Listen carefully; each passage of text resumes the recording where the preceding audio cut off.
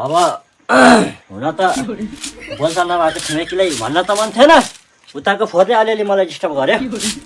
अब आफ्नो त फोहोरमा बस्ने पाइन्छ छैन। डोनाल्ड ट्रम्प त बेला बेला कसैले लिएर डाइनोसरको मासु खान आउँछ मेरोमा। फोहोर पनि राख्नु भएन नि। अब हुन त सुँगुरहरू बस्ने घुमा हो, घुमा। अझ यति भयो भने ठिकै छ। अब घुमा बस्नुपर्ने मान्छेहरू छ, ठिकै छ।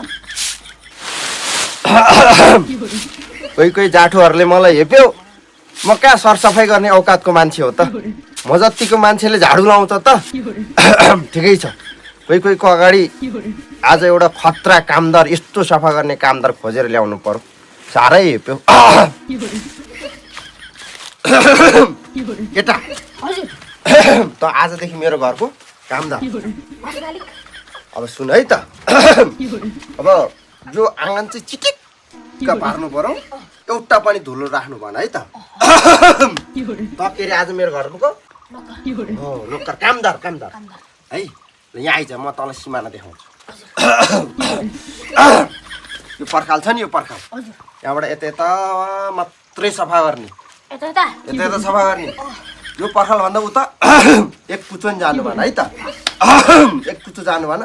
बरु सक्छस् भने यहाँको फोहोर उतै फाल्ने है। बुझ्यो नि कुरा? झाडु यहाँ छ, मलाई कुर्ची लिएर आइज। यहाँ कुर्ची लिएर आइज।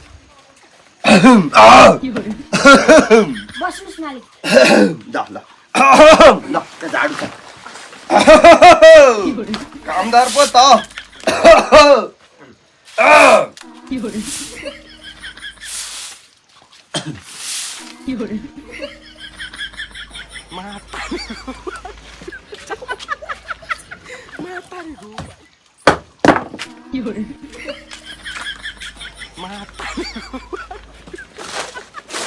तिमीलाई त्यसले पैसा कति दिएछ? 5,000 मात्रै? तिमीलाई म 10,000 दिन्छु। तिमी यता काम गर्न बस्नु पर्यो क्या। हुन्छ? यो त्यसको यो परतिर पुगेर थाल्यो। साँच्ची?